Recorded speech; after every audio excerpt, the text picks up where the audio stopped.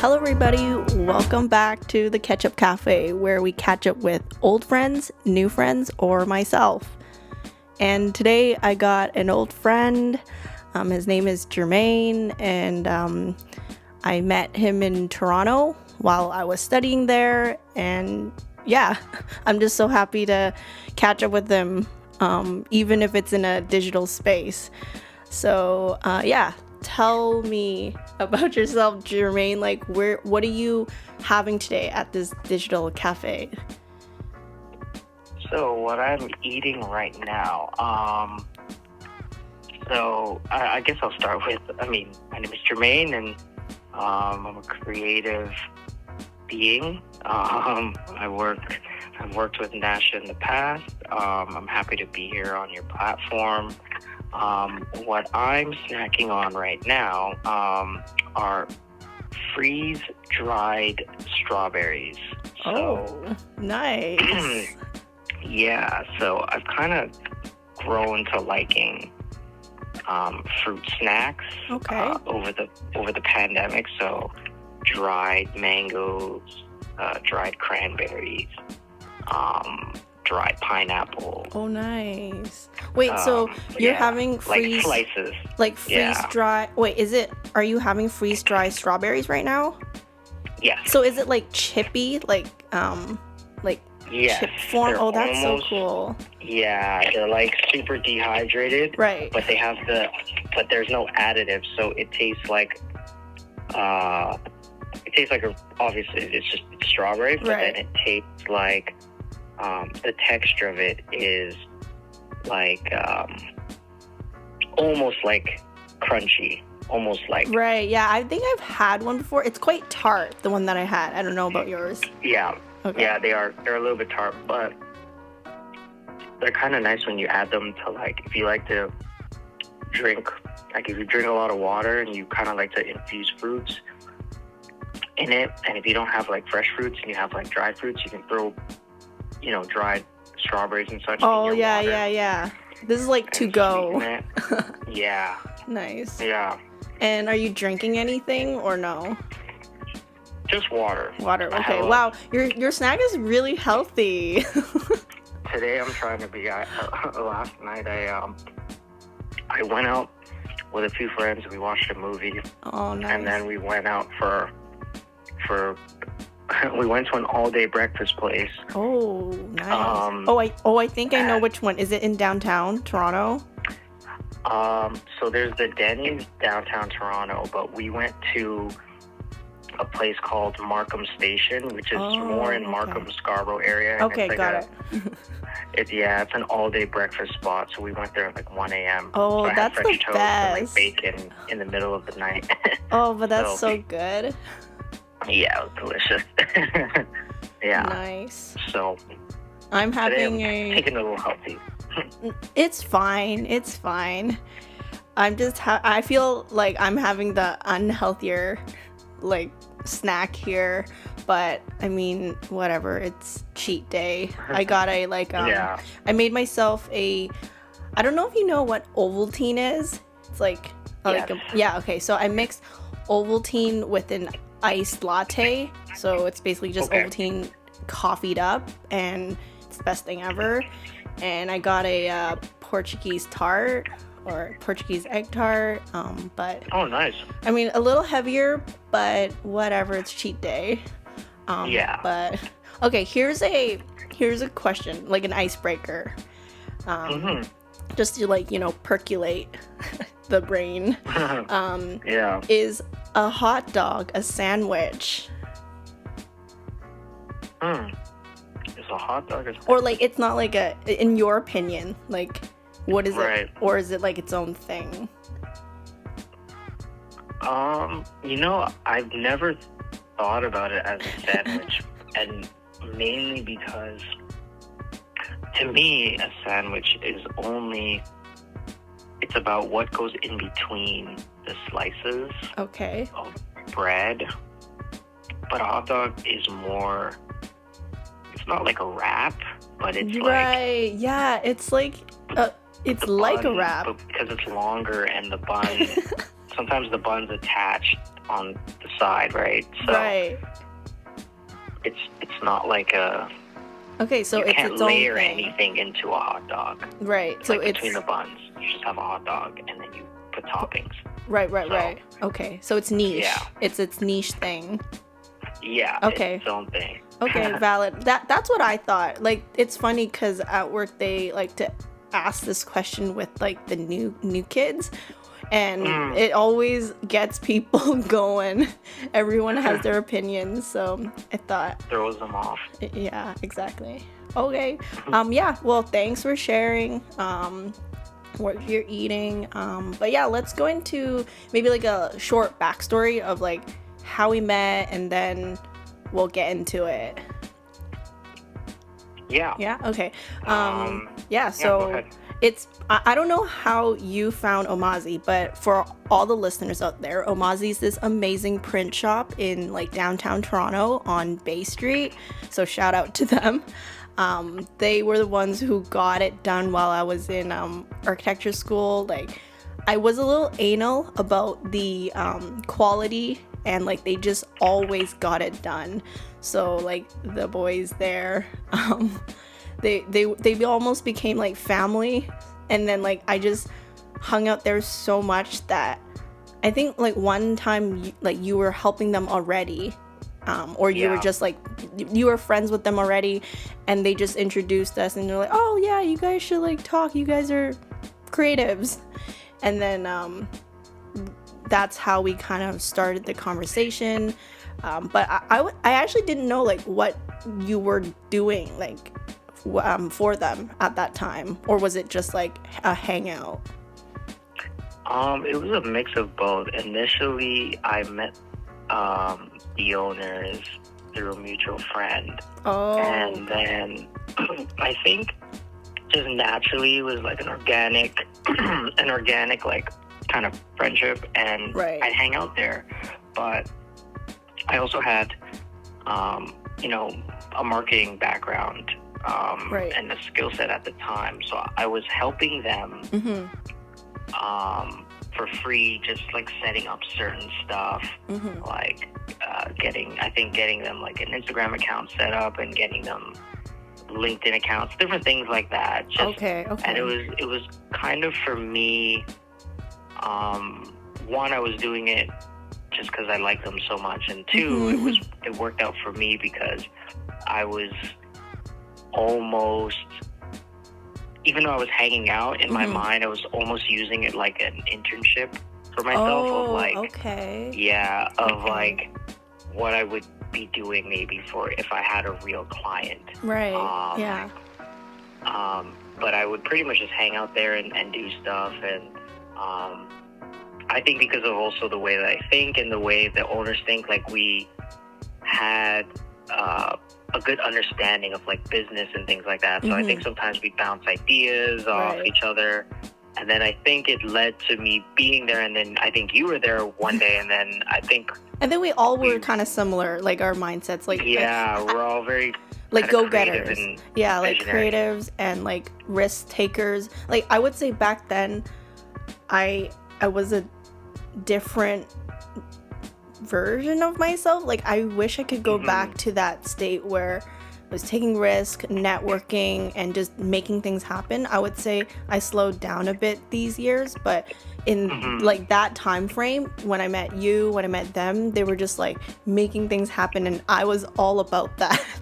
And so I think we all just kind of clicked, and they were just good vibes. They were always like, they had food. Like, wait, I forgot their background, but they always had like food. Yes. Like really good food. Was it Caribbean? No. They were from Tanzania. Oh, right, yeah. And they would just introduce me to like all this good food. It was good times there in their like little office. Oh man, I miss it.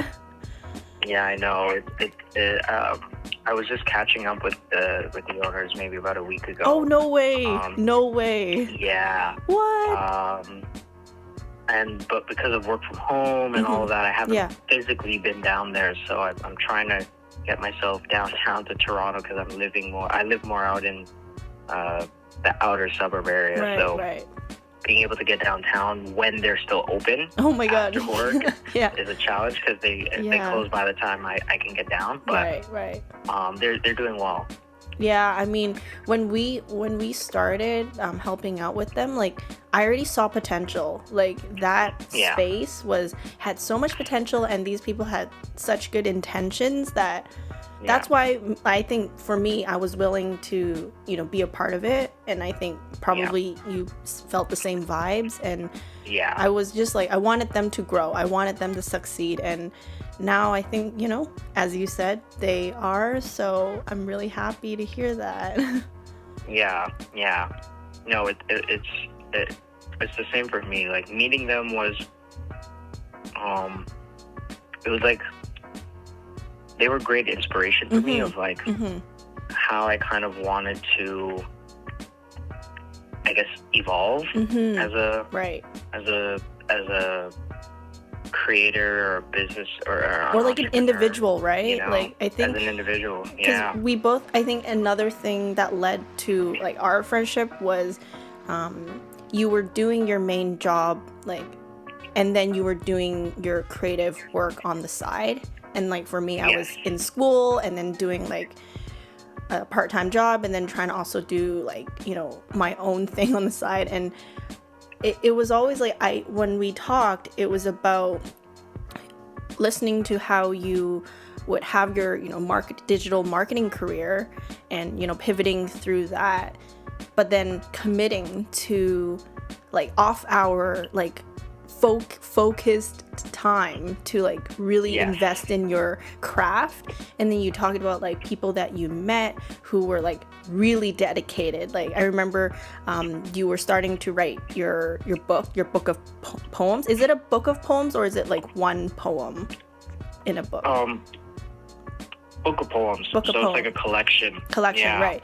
And you said you were working with just friends, but these people were really dedicated, and you guys would just hang out and do creative work together, and that's what got you, like doing it so constant and consistent. And it's crazy. No, it was. It's exactly that. Like we, so like I was writing at the time, for my book. I guess at that time it was my first one, called Reminders and Revelations. And at the time I had never written a book, but I just wrote a lot, like in my own notebooks, and I'd post my poetry and stuff on like Instagram at the time. And where it kind of evolved was my friend at the time as well. He is more of a visual artist, so he's creating his own comic book anthology. Like he's creating a series of books on his own.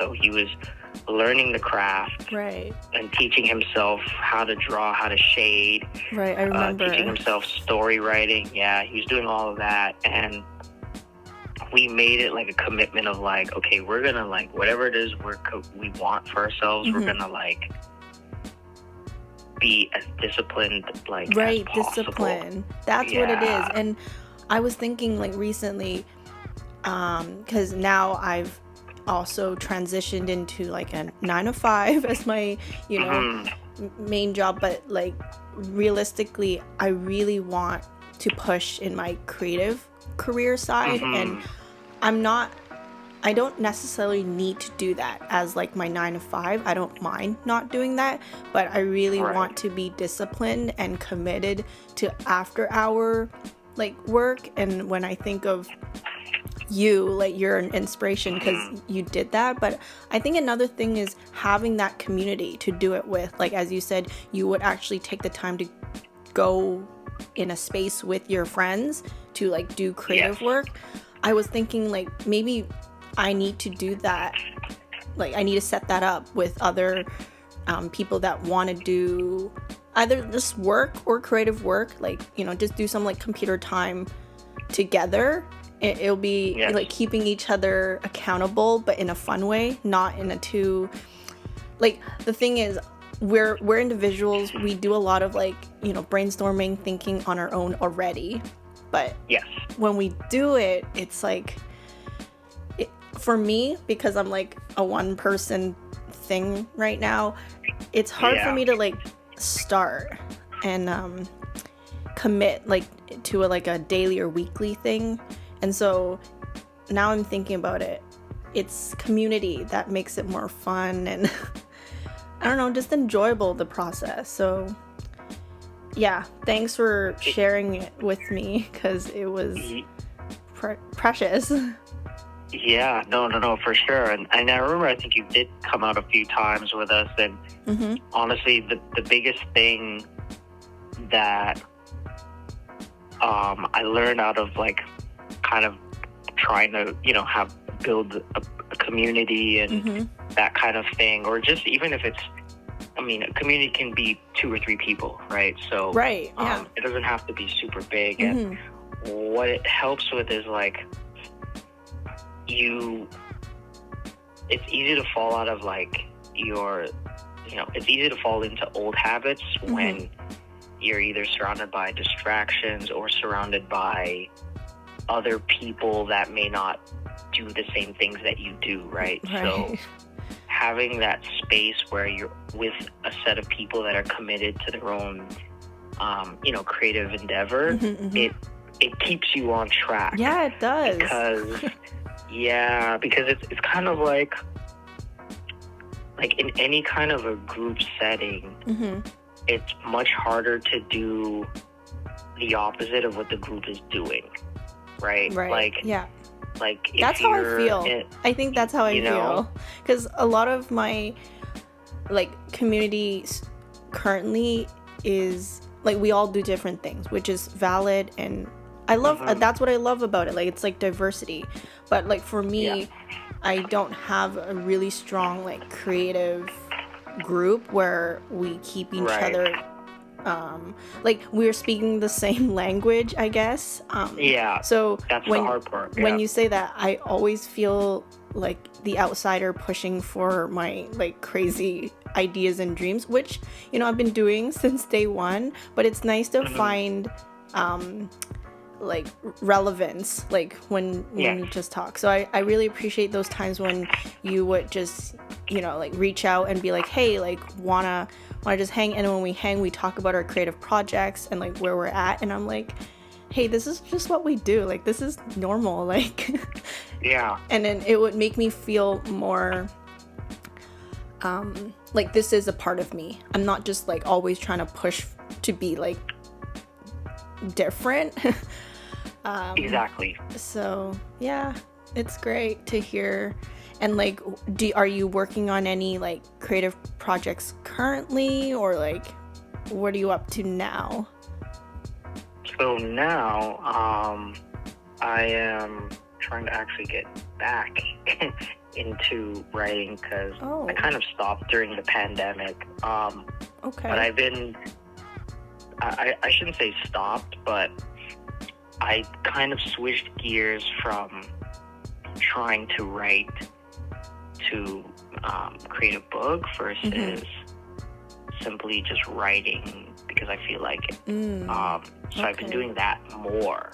But I think I'm getting to where I think I want to create towards something, whether it's my own website, where I can showcase my writing, or if it's another book that I try to make. But I haven't figured all of that out yet. But I'm kind of enjoying the process of just learning myself and seeing what inspires me. That's actually really beautiful. Like, I like how you said that, like, learn about yourself. I think I'm definitely in that season. Like, I took on a job, like, definitely not in my career, but out of that, I learned a lot about myself as well, like, aside from being a creative. So, and that plays a part, like, it plays a part in our like journey, like being human, growing, Yes. and like in our 20s. So you talked about like how many books do you have so far? Like 2, right? Yes. 2. And okay. Yeah, I have 2 so far. My first one was Reminders and Revelations. Yeah. And that, I guess, a small plug. Yeah, go for it. I will link all the links in the description box. Yeah. No, thank you. They're they're available on Amazon. On any Amazon. The cool thing with self-publishing on Amazon is they become available on like globally. Oh, so that's cool. Yeah, so I wrote under a different name at the time, Anthony Jones. Okay. Search Anthony Jones on Anthony's Amazon. My middle name, and Jones is my mom's.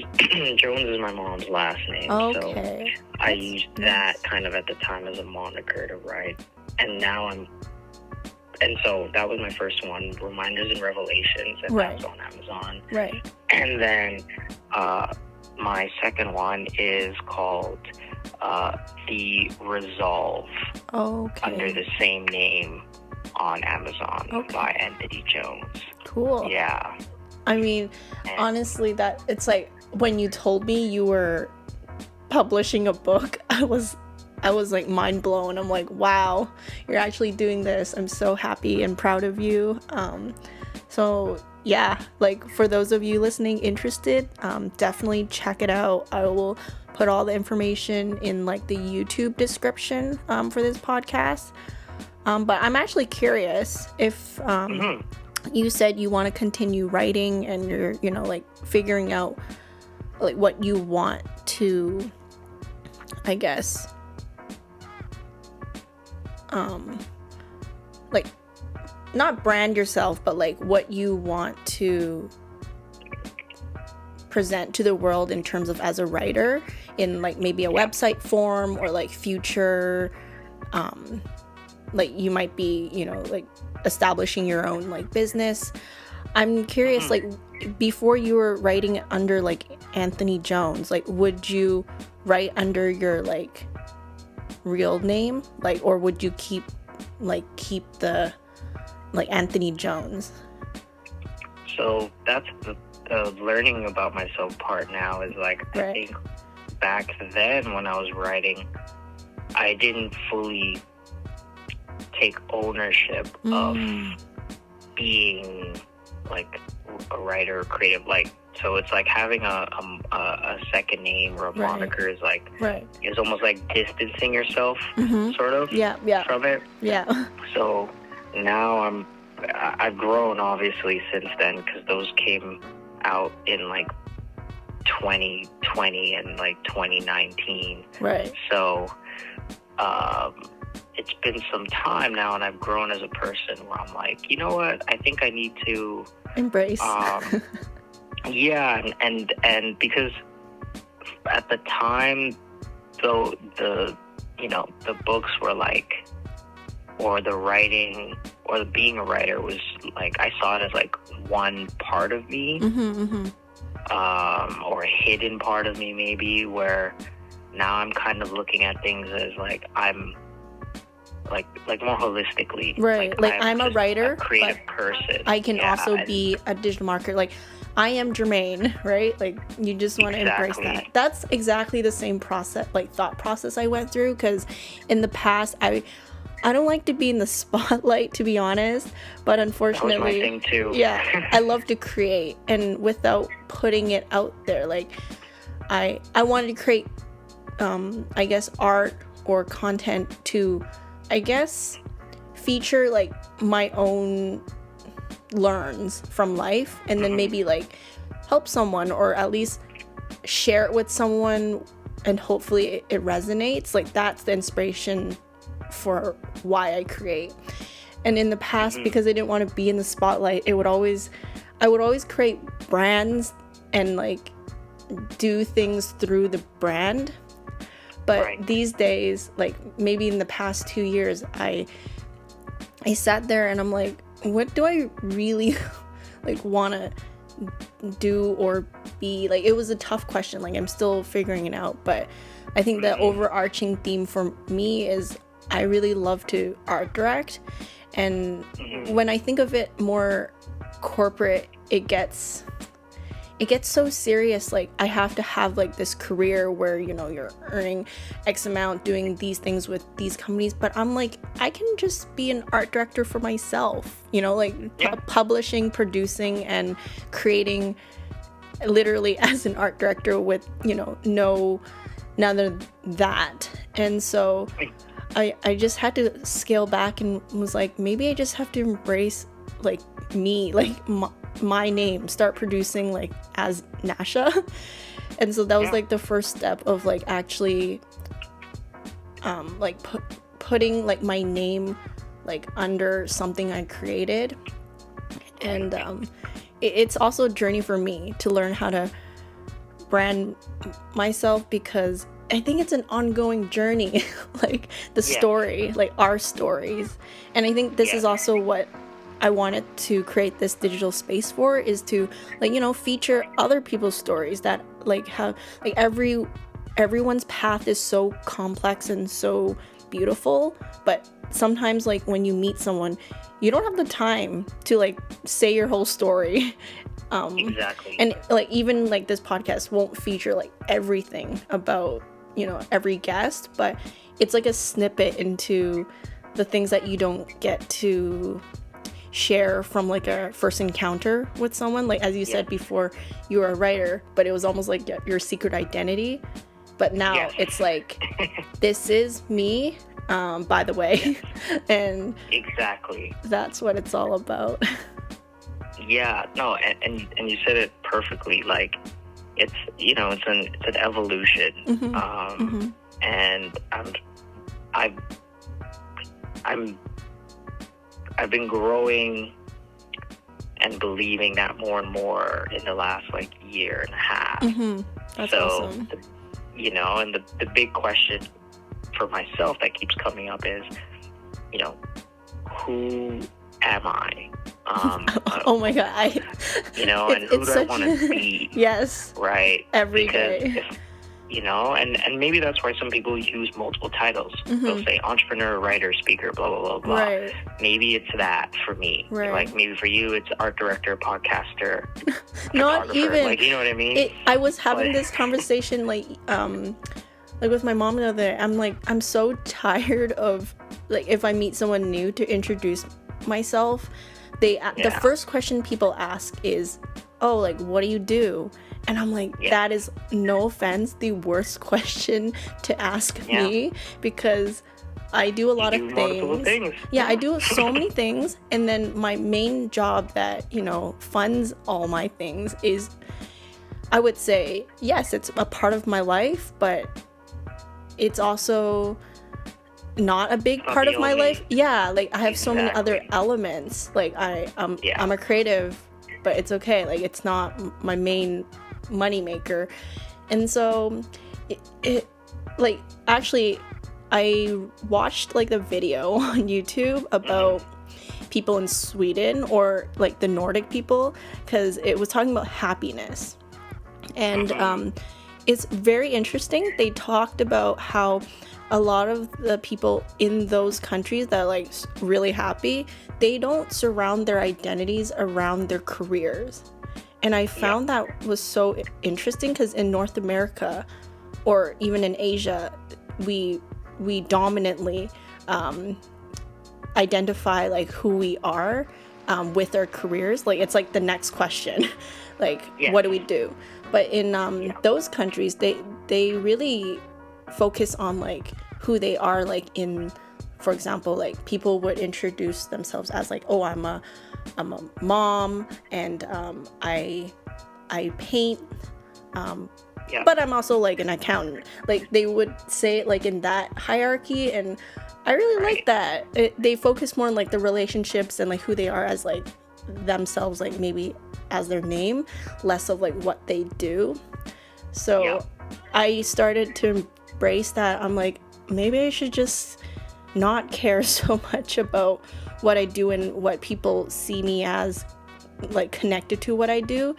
I just like focus on like my values and what I bring to the table in terms of like supporting community or family or friends. I think that's what I really cherish. And so, yeah, it's funny when you say, who am I? And I'm like, oh man, that's what I ask every day. Yeah, and it's exactly that. Like when I think about it, you know, it's like you said, it's a lot about like your values more so, and you know, what brings you fulfillment versus the label you're given based on what you do, kind of thing. And that's where I'm aiming. That's where I know I'm going. Right. Know, it's like more liberating that way.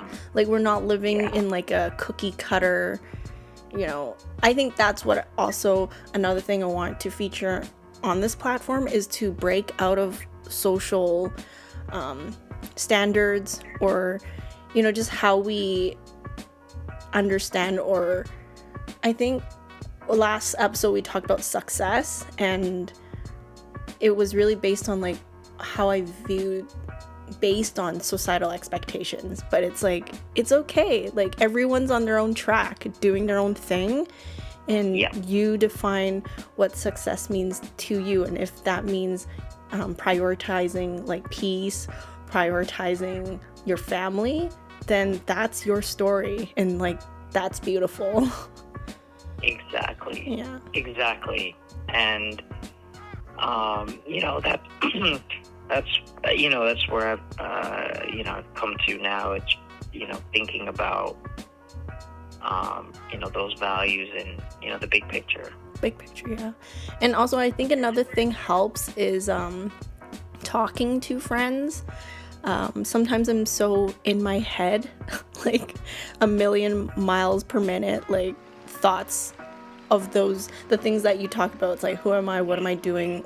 You know, those kind of things. But like talking about it with friends, it's great to hear other people's perspectives. Like you don't even have to have the same perspective, but just hearing someone else's story is a breath of fresh air, to be honest. Yeah. And it goes back to the whole community thing too, right? Because the big thing me and my friends learned was, you kind of will feel like you're going crazy if you're not talking to people that speak the same language as you, right? Yes. 100. So when you're surrounded by, you know, and they could be your family or friends, and even though they love you and whatever, they don't necessarily see things the same way you do, or understand things. It can be a little isolating. So 100%. That I can relate with.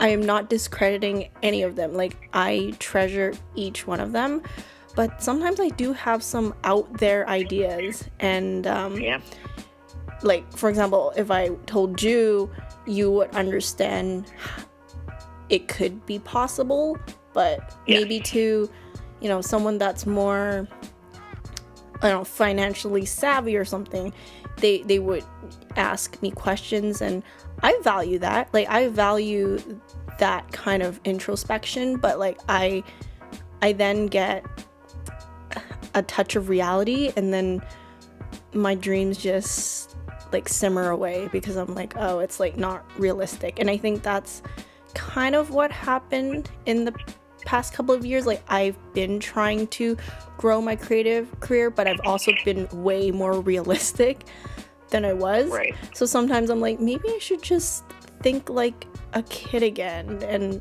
like dream a little, and then just do a little and not think so much.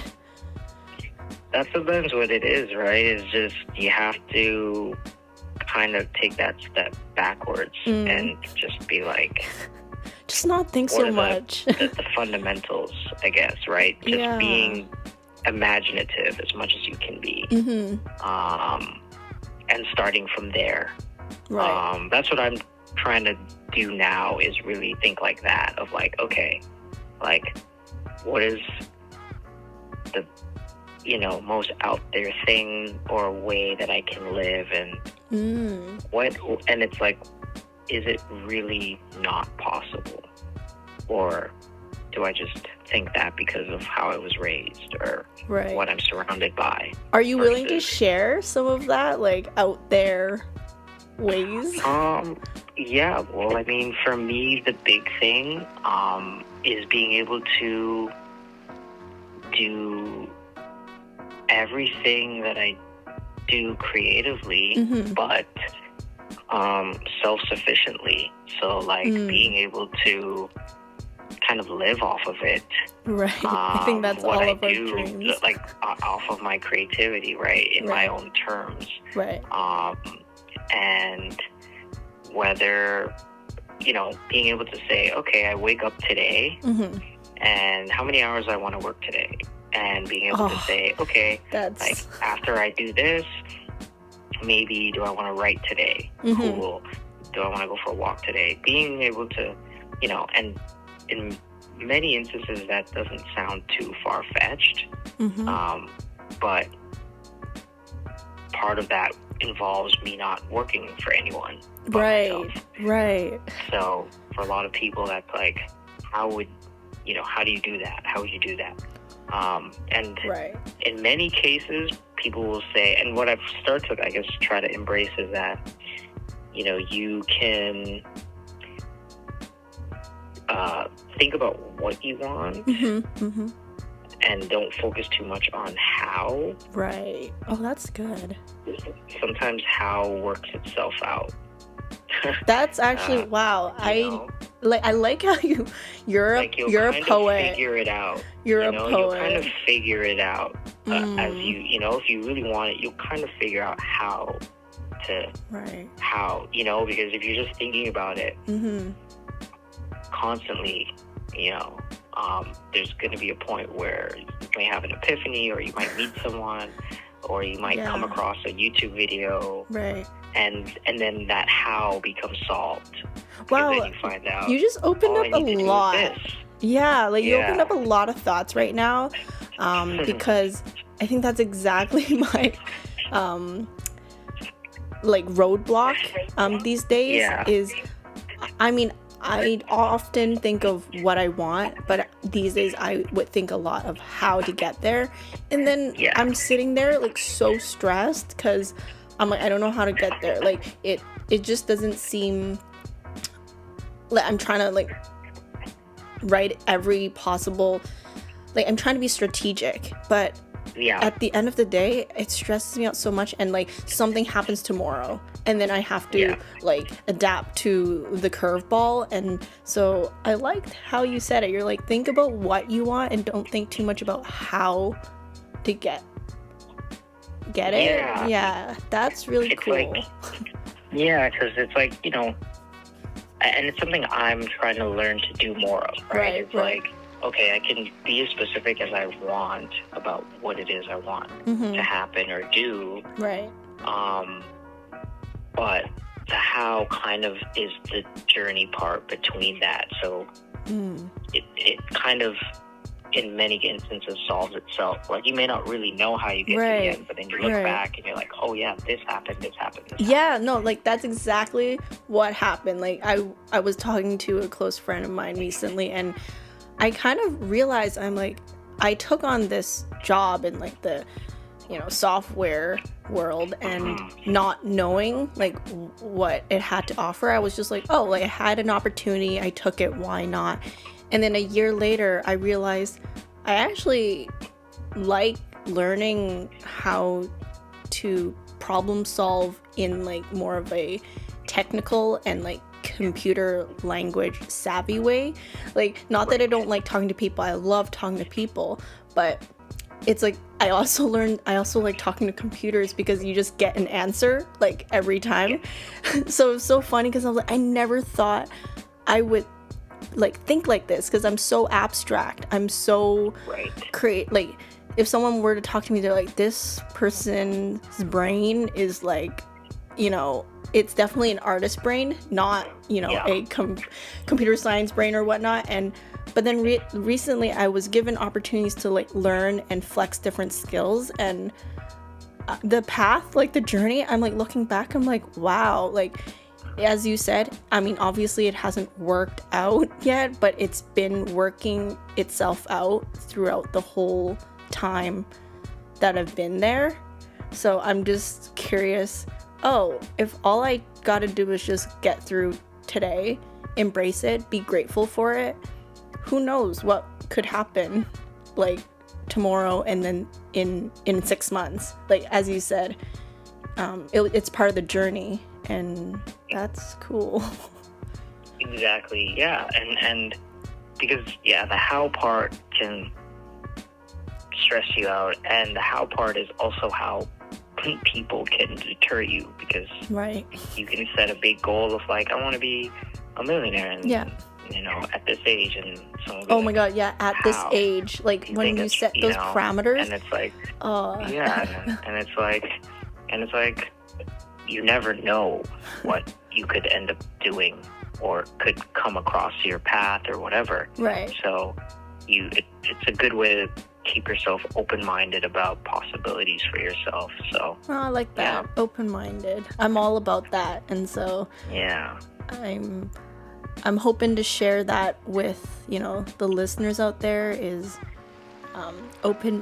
keep an open mind, and like focus on like your priorities and what you value over the like how to get there, even though that's important to be like, logical about things.